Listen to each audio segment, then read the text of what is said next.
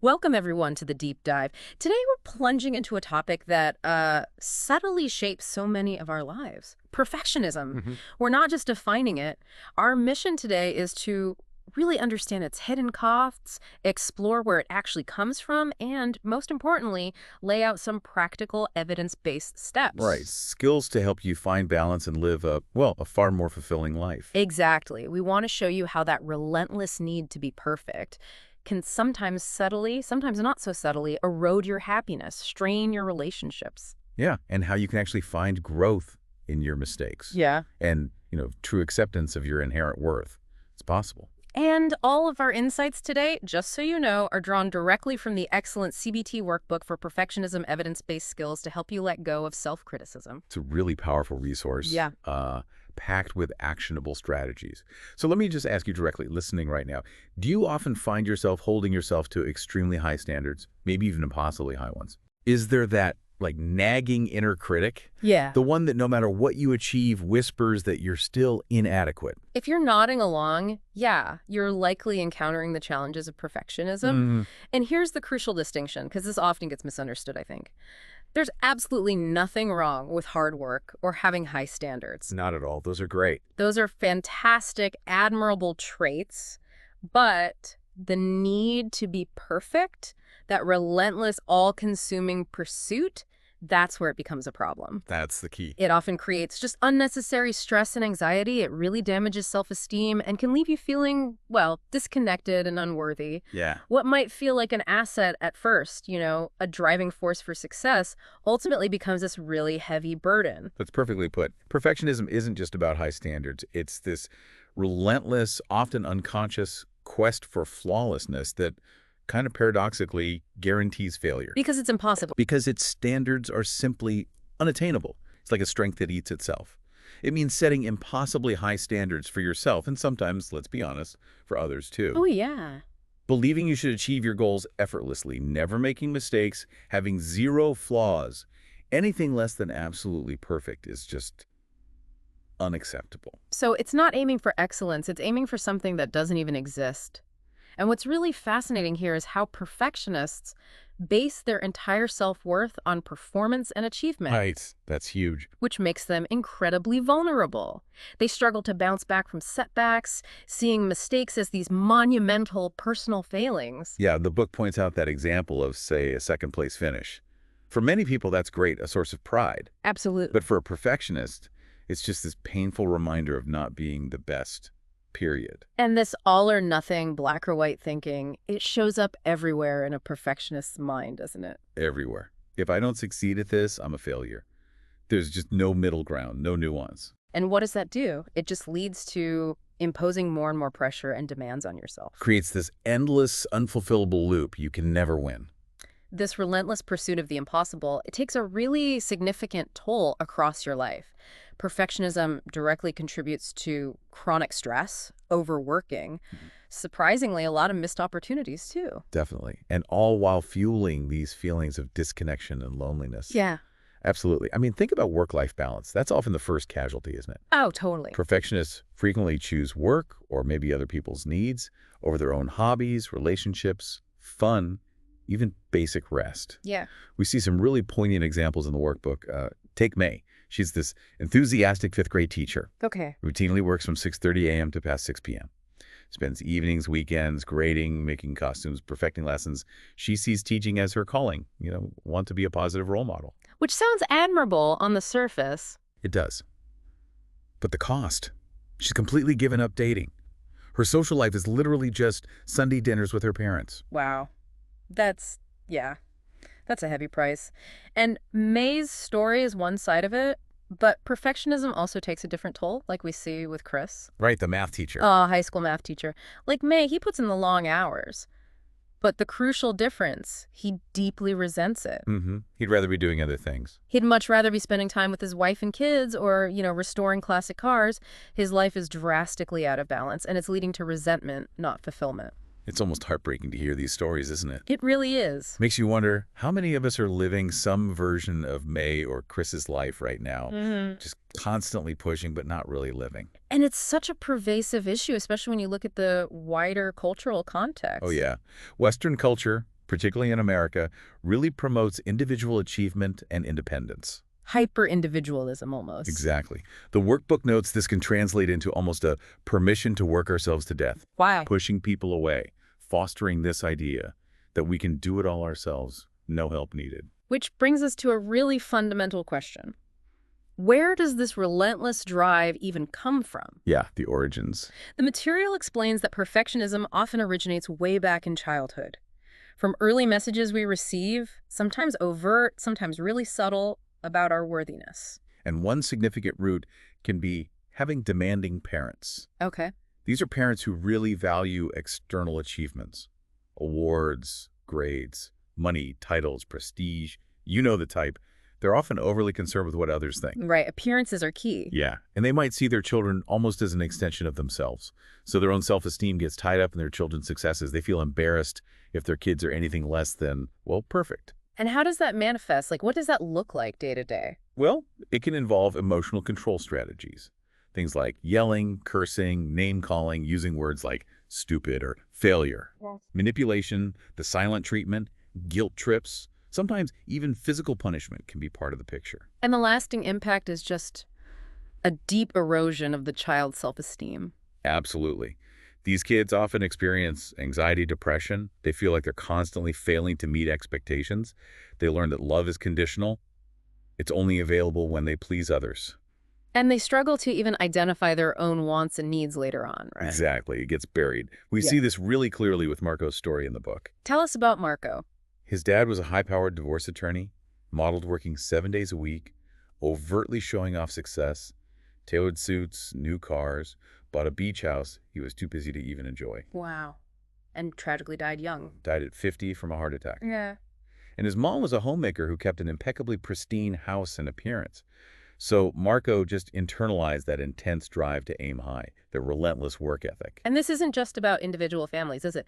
The material connects it to broader cultural messages. Definitely. It cites Amy Chua's Battle Hymn of the Tiger Mother, famous for saying, an A is a bad grade, kids should only win gold medals. Extreme expectations. Very. And living in places like, say, Silicon Valley, where achievement is constantly foregrounded, that just amplifies everything. It fosters this comparison trap. Where even successful people feel like they're falling short. Exactly. Constantly short of some impossible ideal. So, while demanding parents can definitely imprint this drive, the roots aren't always so overt or punitive, right? Sometimes it's less obvious. That's a really important point. Sometimes it stems from parents who are well-meaning, but emotionally distracted. Okay, what does that look like? These parents might meet all the physical needs, food, shelter, clothes, but unintentionally neglect the emotional needs. Maybe because they're working excessively or constantly on screens or just always busy rushing from one activity to the next. Gotcha. So the kid isn't necessarily being criticized, but they're not being emotionally seen. Precisely. And in these cases, children often use perfectionism as a way to get noticed, or sometimes even to try and help their parents out. Interesting. Jacqueline's story in the book illustrates this perfectly. Her mom worked multiple jobs to send her to private school, soccer camp, constantly telling her, someday you're going to be someone important. It sounds like encouragement, but But Jacqueline interpreted it as interest only in her future success, not in her as a person right now. And her father was physically and emotionally absent, which just reinforced this feeling that her mother's love was conditional, tied only to her achievements. that makes sense. And then there's a third category, overwhelmed parents. Yes, overwhelmed parents. These are parents who lack adequate coping skills, maybe due to their own trauma, mental illness, addiction, or chronic stressors like poverty. So the home life might be quite chaotic. Often very chaotic. Rules might be inconsistent or non-existent, or sometimes overly harsh and arbitrary. Expectations for the children can be unrealistic, or sometimes there are no expectations at all. And older kids might take on adult roles. Yeah, older children often end up assuming adult responsibilities, childcare, managing the household. And crucially, the workbook points out that children in these overwhelmed families often assume they are causing the problems. That's a really key and tragic point. Yeah. They develop distorted thoughts like, if I just got better grades, maybe my dad wouldn't be so stressed out. Or if I was quieter, or if I helped more. Exactly. And sometimes parents actually overtly blame them, which compounds this false belief and the shame. So whether the parents were demanding, distracted, or overwhelmed, there's a common thread here. There is. And this is the real aha moment about the roots, I think. It's often not about malicious intent from the parents. It's about a profound emotional invisibility. The child just doesn't feel seen or valued for who they are. Right. Their true feelings, their inherent worth, aren't consistently seen or validated. So they learn that being perfect or trying to be gets attention or avoids punishment or maybe makes things feel less chaotic for a moment. Which leads to this lifelong chase for external validation. Exactly.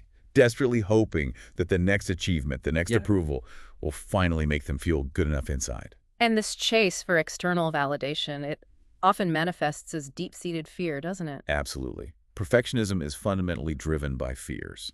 The fear of failure, the fear of criticism, the fear of rejection. It acts like a shield, this elaborate defense mechanism to hide any perceived imperfections. Like if I'm perfect, they can't hurt me. Sort of, yeah. And it's almost as if our brains are kind of wired to fuel some of these fears. We have what psychology calls a negativity bias. Okay, what's that? It just means we're more likely to focus on what might go wrong, and we remember negative experiences more vividly than positive ones. Like, you hear a news story about a plane crash and another about a heartwarming graduation. You remember the plane crash. Remember the plane crash. It was likely an evolutionary advantage, kept us alert to danger back in the day. Mm. But it can really work against us now, especially with perfectionism.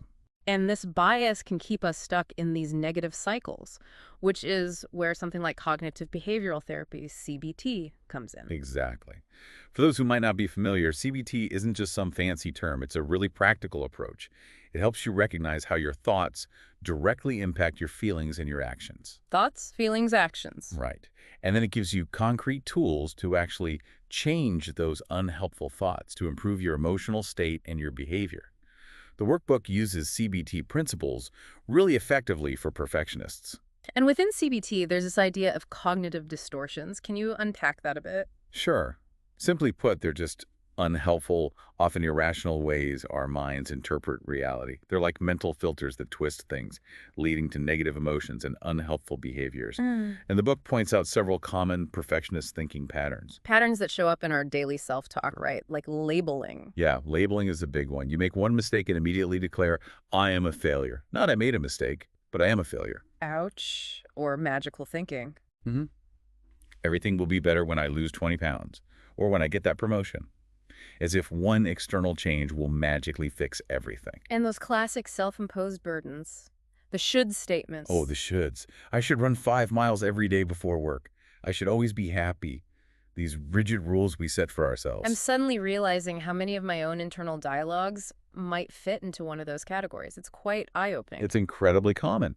And the good news is the workbook outlines a really powerful 4-step process for cognitive reframing to tackle these distortions. Okay, let's walk through it. Step 1. Step 1, just record your negative thoughts. Write them down. Notice them as they pop up. Step 2. Step 2, check for distortions. You don't need to get hung up on labeling the exact type. Just recognize that they're unhelpful patterns. Is this black and white thinking? Am I catastrophizing? Am I using a should? Got it. Step 3. Step 3, challenge the distortion. This is key. Ask yourself questions like, how do I know if this thought is actually accurate? What's the evidence for and against it? Is this thought genuinely helpful or just making me feel bad? And maybe, what would I say to a friend in this exact situation? That's a great one. Or am I holding myself to an unreasonable standard, maybe a double standard? Okay, and the final step, step 4. Step 4, replace those distorted thoughts with more realistic and ideally compassionate ones. The book shares Ryan's example, which really illustrates this. His negative thought was something like, his friends would judge him for having a messy house, and because his wife had postpartum depression. Right, and that asking for help meant he was a failure, and they'd probably reject them anyway. Lots of distortions there. Yeah, definitely mind reading, maybe some catastrophizing. Double standards, too. By challenging these thoughts, Ryan realized they weren't accurate. His realistic thought became something like, asking for help from my friends doesn't make me a failure. Actually makes me courageous. My friends love us, and they probably want to help. And that shift allowed him to reach out. Exactly. It reframed asking for help from a sign of weakness to an act of courage. That's powerful. But one of the biggest barriers for perfectionists, I think, is that relentless self-criticism. Oh, absolutely. We are typically incredibly hard on ourselves. And this constant internal harshness actively gets in the way of self-acceptance and actual growth. So how do we start to change that inner voice? Well, the workbook offers a strategy for talking to yourself with compassion. It's a vital skill to practice. First, you identify a self-critical situation. Say you were late picking up your child from preschool. Okay, feeling guilty, maybe embarrassed. Right. Then you acknowledge the pain you're experiencing. I feel like a failure. I feel embarrassed. I feel sad. Then, crucially, you recognize your shared humanity. Ask yourself, am I the only human being on Earth who has ever made this mistake? The answer is almost always no, right? Almost always no. And finally, you apply the same kind, understanding words you'd offer a struggling friend to yourself. Instead of beating yourself up. Exactly. Lori's internal self-talk after yelling at her daughters is a perfect example of the opposite. She thought, I can't believe I lost my temper again. I said I was going to stop yelling. Why can't I ever plan ahead? What's wrong with me? That just digs the hole deeper. Precisely. Self-criticism is actually not an effective change strategy. It just makes you feel worse and often paralyzes you. And this ties right back into cognitive reframing, doesn't it? We can apply that same process to our automatic negative self-talk. Absolutely. Be on the lookout for those trigger words. Always, never, and those pervasive shoulds. So if you spill coffee and your first thought is, ugh, I'm so clumsy. You can catch that, challenge it, and reframe it. Maybe something like, okay, I was in a rush. Spilling coffee doesn't define me as clumsy forever. This isn't worth criticizing myself over. It takes practice, I imagine. Lots of practice. Another crucial step here is self-forgiveness. Which sounds simple, but probably isn't easy for perfectionists. Not at all. It means really accepting mistakes and normalizing them, recognizing our shared humanity and our imperfections. The workbook describes what it calls a quality apology. Okay, what does that involve? It has 3 parts. 1, taking responsibility, I messed up. 2, showing sincere regret, I feel bad about that. And 3, offering to fix things if possible. How can I make this right? And this applies not just to others, but also Powerfully to yourself. You can apologize to yourself for being harsh or self-critical. JC's story in the book shows this beautifully. She practiced self-forgiveness by literally apologizing to herself. And she also found further peace by doing something meaningful for others, sending sympathy cards to church parishioners. It was a way to connect and step outside her own self-criticism. That's lovely. It's also important, the book notes, to actively focus on your strengths. Yes, something perfectionists often completely overlook in their relentless focus on flaws. So take time to identify your positive qualities. Are you creative, determined, kind, empathetic, and regularly acknowledge them? Give yourself credit. And while we're talking positive qualities, giving and accepting compliments. Accepting compliments can be hard for perfectionists, too. Very hard. But accepting them gracefully benefits both the giver and you, the receiver. It fosters connection, and it's a simple way to act lovingly toward yourself. The book even suggests writing down compliments you receive, or even ones you give yourself, and rereading them later. Like building up an evidence bank against the inner critic. Exactly, counteracting that negativity bias. Okay, let's shift gears a bit. Procrastination. This is a big one for many people, but especially perfectionists, right? Huge, and often misunderstood. For perfectionists, it's rarely about laziness. It's usually an avoidance strategy. Avoiding what? Avoiding tasks that feel overwhelming or anxiety-provoking, usually driven by that deep fear of imperfection or criticism. If I can't do it perfectly, I won't do it at all, or I'll wait until I feel perfectly ready, which never happens. And while, okay, some procrastination is normal for everyone. Sure. Regular procrastination causes real problems. Missed opportunities, wasted time, tons of added stress. Right. So the core reason perfectionists procrastinate is often that fear of doing things imperfectly or not meeting their own impossibly high standards. So how do you tackle that? Well, a key step is to reframe your negative perceptions about the tasks themselves. If you're constantly telling yourself, oh, this is going to be so hard, or I absolutely hate doing this, that negative self-talk is just fueling the urge to avoid it. So replace those thoughts. Yeah, replace them with more realistic or even encouraging thoughts. Like, okay, this is a challenge, but I actually like learning new things. Or, taxes aren't my favorite, sure, but I'm capable and it feels really good when they're finally done. And don't underestimate the power of just starting, right? Partial successes. Exactly. Just taking 5 minutes, literally 5 minutes to start a task, even when you're dreading, can often break the inertia. It leads to feeling more optimistic and productive surprisingly quickly. And when you do inevitably procrastinate sometimes. Accept that imperfection. Don't fall into the trap of labeling yourself lazy or irresponsible. Instead, respond to yourself with compassion, just like you would talk to a friend who was struggling. Okay, I put that off. What made it hard? How can I approach it differently next time? That self-compassion piece keeps coming up. It seems fundamental. It really is. Now let's talk about chronic busyness, another common trap. Oh, yeah. The signs are probably familiar to many listeners. Always tired, constantly multitasking, that never-ending to-do list. Relying on caffeine or other stimulants to keep going, feeling rushed or tense all the time, neglecting self-care. It's often worn like a badge of honor, but it's really detrimental. Perfectionists often equate busyness with worth, don't they? They really do. If I'm not busy, I'm not valuable. To really understand how this plays out in your life, the workbook suggests doing a time audit. Okay, what does that involve? You literally track how you spend your time for a week or so. Work, commuting, family time, social life, self-care, sleep, recreation, chores, everything.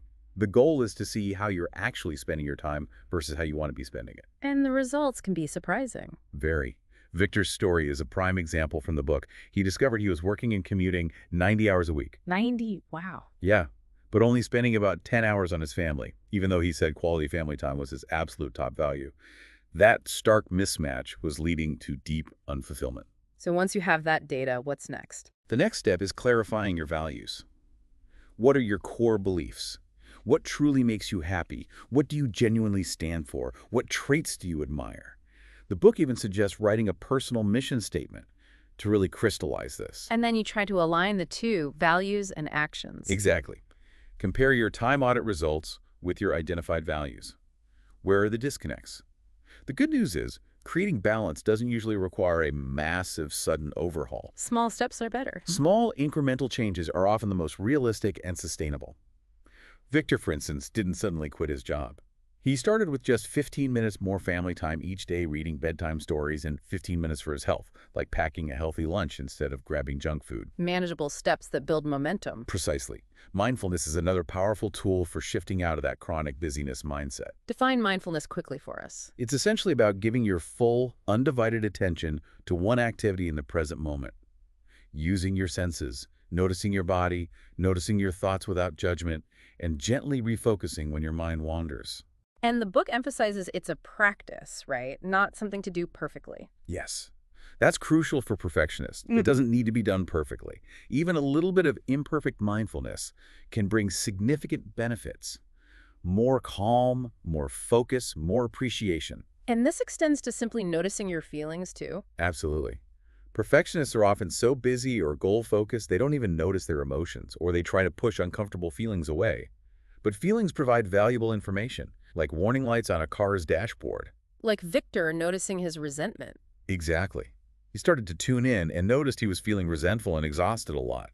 That helped him realize he felt unappreciated at work, which was a key underlying issue driving some of the overworking. The workbook also mentions unitasking. Yes, the opposite of multitasking.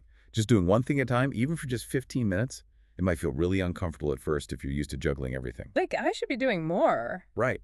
But tolerating that initial discomfort can dramatically increase your focus and actually your enjoyment of the task. And for a simple but powerful happiness boost, the book suggests practicing gratitude. Such a simple, effective practice. It shifts your focus to what's good in your life, actively countering that negativity bias we talked about. How can people practice it? Super simple ways. You could write down 3 to 5 things you're grateful for a few times a week, or create a gratitude jar. Write things on slips of paper and pull them out to read later. It really does give you a little mood lift. Okay, let's talk about people-pleasing. This feels deeply connected to perfectionism. Oh, absolutely intertwined. It's driven by that same need for external validation and often a deep-seated fear of conflict or disapproval. It leads to this unrealistic expectation that you can and should always please everyone. And what does it look like? It's that compelling need to make others happy, right? Yeah. Even if it causes problems for you. Exactly. Lorenzo in the book was a classic people pleaser at work who never asked for a raise he deserved because he didn't want to rock the boat. And Kate was so sensitive to others' opinions. She felt intense shame if a stranger just rolled his eyes at her, or if she felt she held up a checkout line for a second too long. wow. So there are perceived benefits, right? Why do people do it? Yeah, the perceived benefits are things like You avoid conflict, you avoid rejection or embarrassment. You feel liked, maybe. You might even feel good about helping others. It feels like playing it safe. But it comes at a steep A price. very steep price. The drawbacks are significant: overcommitment, chronic guilt, simmering resentment, tons of stress, and ultimately a real lack of self-value. Plus, people don't truly know or respect the real you when you're always agreeable. Which is why the workbook emphasizes assertive communication. Yes, assertiveness is that powerful middle ground. It's not passive where you silence yourself, and it's not aggressive where only your needs matter. It's expressing yourself directly, calmly, respectfully. Exactly. Expressing your feelings and needs without violating others' boundaries. Assertiveness greatly increases the chances of your needs actually being met, and it fosters much healthier, more authentic relationships. But it can be scary. What are the barriers? Big barriers, often rooted in fear of rejection, that catastrophic thought like, if I say no, they're going to leave me or they'll fire me, and also overwhelming guilt, feeling like it's fundamentally selfish to prioritize your own needs or say no. So how do you actually practice it? What are the steps? Okay, the first step, maybe surprisingly, is internal. You need to tune into your own feelings and needs first. Ask yourself, what do I actually want in this situation? You can't assert what you don't know. Right. Then a really powerful tool. Use I statements. This is huge. Structure it like, I feel emotion when specific situation happens, and I'd like your desired outcome or request. So instead of you always interrupt me. Try, I feel frustrated when I'm interrupted while speaking, and I'd like to be able to finish my thought. It avoids blame, avoids those generalizations like always and never, and keeps the focus on your experience. Staying calm seems crucial too. Absolutely. If you're feeling really angry or anxious, it's okay to take a break. Say, I need a minute to collect my thoughts. Calm your mind and body before trying to communicate effectively. And fundamentally, you have to decide your needs matter. Yes, own your self-worth. Interestingly, assertiveness actually builds self-confidence over time. You don't need to feel totally confident before you start practicing. Just decide that your feelings and needs are valid and matter just as much as anyone else's. And finally, a challenging but essential step. Let go of the outcome. So hard, but so important. You can't control how the other person will respond. Your responsibility is to deliver your message respectfully and clearly. Their reaction is up to them. And releasing guilt. That selfish feeling. Yeah. Ask yourself that key question again. Would I judge my best friend for setting this same boundary or expressing this same need? Usually the answer is no. The book even references Brené Brown's idea of stretch mark friends. Focus on the opinions of those people who truly matter, who love you for who you are, imperfections and all. Let's talk about anger. That's an emotion that doesn't really fit into the perfect image, does it? Not at all. But anger is actually a normal, healthy, and important feeling. It serves a crucial purpose. What's that purpose? It often signals that you've been hurt or wronged or mistreated in some way. It's an alert system. And it's important to distinguish anger, the feeling, from aggression or violence, which are actions. Okay. And where does anger often stem from for perfectionists? Often it stems from unmet expectations, either expectations you have for yourself or expectations you have for others. Can you give an example? Sure. Rachel, the ER nurse in the book, she cooks, cleans, does all the laundry for her family, feels completely overworked and unappreciated. Her angry thoughts like, nobody notices how much work I do, or the house should always be clean. Those shoulds again. Right. Her anger is signaling a deep need for change, probably in the division of labor at home. Or think about Vivian, who didn't get a job she really wanted. She keeps replaying the interview, feeling angry. What's her anger signaling? It could be signaling profound disappointment, maybe feeling unworthy, maybe feeling the process was unfair. The anger points to an underlying hurt or need. But perfectionists might try to suppress anger, right? Because it's not nice or perfect. Exactly. And that's dangerous. Suppressed anger doesn't just disappear, it accumulates. It can lead to physical health problems, headaches, insomnia, high blood pressure, or it eventually explodes, maybe as yelling or inappropriate outbursts. Or passive-aggressive behavior. Oh yeah, forgetting to do tasks, making sarcastic comments. That's often suppressed anger leaking out sideways. You might also notice physical signs: rapid heart rate, clenched fists or jaw, muscle tension, sweating. Your body often knows you're angry, even if your mind tries to deny it. And our perfectionist thinking patterns can directly fuel this anger. Absolutely. Those thoughts with absolutes nobody, always, or those rigid should statements: I should always eat clean, my spouse should be affectionate all the time. They create unrealistic expectations, Which leads to constant disappointment and frustration. which fuels anger. Yeah. The good news is, lowering these unrealistic expectations isn't about giving up or being defeated. It's actually a conscious choice you can make for greater happiness and satisfaction, is realistic acceptance. How can people manage anger proactively before it boils over? The book suggests simple daily tracking. Just rate your anger level on a 0-10 scale, maybe twice a day. This helps you notice when it's starting to build, so you can take steps to reduce it before it escalates into full-blown rage. And what are some healthy ways to transform or release anger? Several strategies. One is writing about it. Journaling can be a really safe way to just unload the feelings, process the thoughts, gain clarity.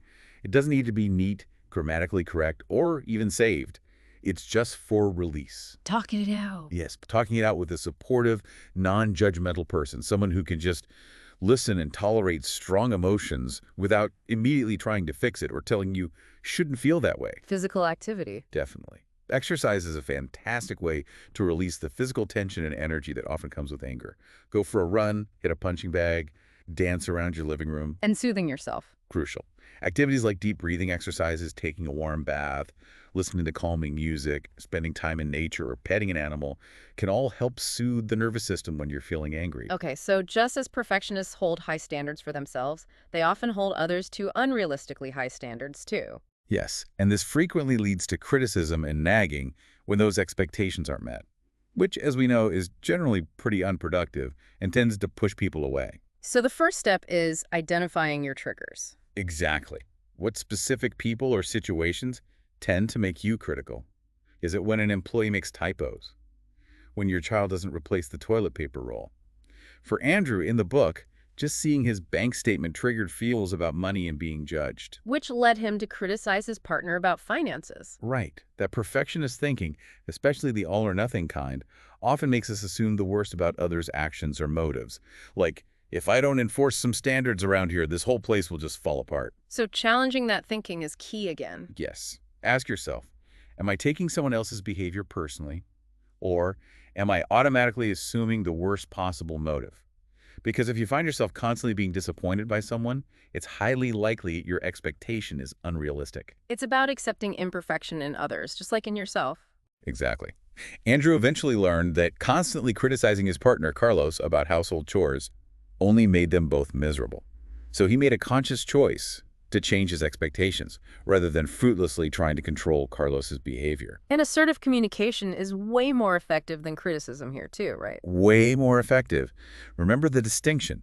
Criticism is often angry, demanding, attacks the person's character. You're so lazy. Yeah. Feedback, on the other hand, is helpful, encouraging, specific to the behavior, and ideally solution-oriented. So instead of, you're always running up the credit card buying useless crap, Try something like, hey, I'm feeling frustrated that there's a balance of $800 on the credit card this month. Can we sit down and go over our budget together? Use those I statements. Avoid generalizations. Focus on the present behavior. Keep your tone calm and respectful. and pick your battles. Definitely pick your battles. Not every single mistake warrants feedback. Consider your motive. Are you genuinely trying to help or just trying to control? Is the other person even open to feedback right now? Sometimes silence really is acceptance. Let it go. And actively look for what others do right. Yes. Counteract that negativity bias. Mm-hmm. Make a conscious effort to notice and express appreciation for the positive things others do, big or small. It shifts the whole dynamic. Okay, another huge area. Self-care. Perfectionists often feel really guilty about this, don't they? Deeply guilty. They often see self-care as selfish or unproductive or a luxury they haven't earned. There's this underlying belief that perfect people are totally self-sacrificing and can just run on fumes indefinitely. But what is self-care, really? Fundamentally, it's about consistently meeting your physical, emotional, and spiritual needs through healthy restorative activities. It's needs-based, not a reward you get only after you've done everything else perfectly. It's about keeping your own cup full so you actually can show up fully in life. Ria's story in the book is a perfect example of the struggle, right? Absolutely. She puts everyone else's needs first. Her kids, her partner, her job, sacrificing her own sleep, gym time, social life. This is despite having health concerns like high blood pressure. She genuinely believes taking a nap would be lazy or going out with friends would be selfish. That's the perfectionist guilt talking loud and clear. How can people challenge that guilt? That simple question can be really powerful again. Would I think it was wrong for my best friend to practice this same self-care activity? If the answer is no, it highlights the unhealthy double standard you're likely applying to yourself. And self-care requires planning, right? It doesn't just happen. No, it requires conscious effort and planning, especially when you're used to neglecting it. You need to identify your unique needs, things like adequate food, water, movement, rest, safety, but also play, belonging, purpose, self-worth. And then choose specific activities to meet those needs. Like what kind of activities? It could be anything.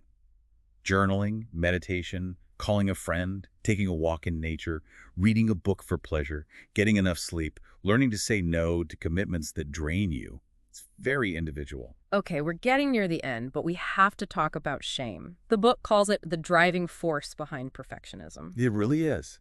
Shame is that intensely painful feeling of being fundamentally flawed, inadequate, unworthy.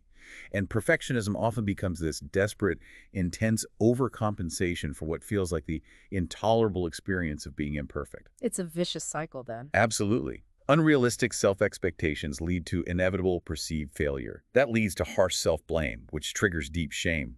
And that shame then intensifies the perfectionism as you try even harder to avoid ever feeling that way again. Linda's story illustrates this powerfully, doesn't it? Very much so. She had her whole perfect life mapped out. Culinary school, become a pastry chef, get married, have 2 children, open her own bakery. When she was diagnosed with infertility, she didn't just feel sad or disappointed. She felt defective, inferior, fundamentally broken. She blamed herself, which fueled her shame and kicked her perfectionism into overdrive in other areas of her life. And shame leads to disconnection. Deep disconnection. Shame makes us want to hide our perceived imperfections. We avoid vulnerability. We put up walls between ourselves and others because we're terrified that if people saw the real us, they'd reject us. Patrick's story is heartbreaking in that regard. It really is. A successful software engineer, but he carried deep shame from childhood sexual abuse for decades. Never shared it with anyone, not even his wife of 25 years. That hidden shame drove him to overwork, built this invisible wall between them, and ultimately contributed to his marriage falling apart. So how do we start to reduce shame if hiding makes it worse? The antidote is connection and vulnerability. The good news, and a crucial insight from the material, is that we can significantly reduce shame by talking about it, by sharing those vulnerable aspects of ourselves with trusted, empathetic people. And empathy is key here, right? Not sympathy. Exactly. Empathy is about truly understanding and sharing the feelings of another being with them in their experience. Wow, I hear how painful that is for you. Sympathy is more like pity or feeling sorry for someone, which can sometimes increase distance. Empathy builds connection. It makes us feel deeply connected and affirms that we're not alone in our struggles, that our experiences are human. Remember Linda's friend who responded empathetically to her unsuccessful IVF? Saying, "Oh, Linda, I know how much you've been trying. It sounds so painful and frustrating." That lands differently than her sister's response. Completely differently than her sister's well-meaning but ultimately unhelpful, sympathetic response. "Just stay positive. I'm sure it will work next time," which probably made Linda feel even more alone. And sharing our own imperfections can help others too. Absolutely. When we share our struggles, our failures, our messy bits, it can normalize those experiences for others, helping them feel less alone and fostering genuine, authentic connection. It breaks the illusion of perfection. So as we wrap up, managing perfectionism is clearly a journey, not a destination. Hmm. How do people stay motivated and maintain change? Great question. First, remember that change is a process, and it's rarely a straight line. There will be setbacks. That's normal. And this is where self-compassion comes in again. Crucial. Respond to those inevitable setbacks with compassion, not criticism. Tell yourself, okay, that was hard. Change takes time. It's normal to feel frustrated, but I'm still learning and making progress, rather than, see, I knew I couldn't do it. I'm such a failure. Visualizing success can help too. Yes, the book suggests visualizing yourself acting in the new, desired ways. For example, picture yourself confidently practicing assertive communication at work or calmly handling a mistake. Focus on visualizing what you can control your actions, your responses, not necessarily the external outcome. This builds confidence and reinforces the positive changes. And finally, that radical acceptance of imperfection seems key for the long haul. It really is. Acknowledging your imperfections or mistakes and simply accepting them without judgment as part of being human. Like that powerful statement from the book, "I'm overweight. I accept my body the way it is right now. I don't have to be a size 2 to have worth." That kind of self-acceptance is incredibly liberating and truly the foundation for lasting growth and peace. Wow. We've certainly covered a lot in this deep dive today. Hopefully, we've offered you a kind of roadmap. Yeah, a way to move from the burdens of perfectionism towards, hopefully, a richer, more fulfilling life by understanding its roots, challenging those fears and that inner critic. And embracing things like assertiveness, mindful presence, self-care, and perhaps most importantly, that deep, authentic connection with yourself and others. Our hope is that you now have a clearer understanding of how to navigate these challenges, maybe feel a little less alone on this journey. Definitely. And maybe a final thought to leave you with. If perfectionism is truly about that endless chase for external validation, just trying to feel good enough, what might it look like starting today to consciously choose to validate yourself? To recognize that your inherent worth doesn't depend on flawlessly achieved goals or the ever-shifting approval of others. Something to really think about.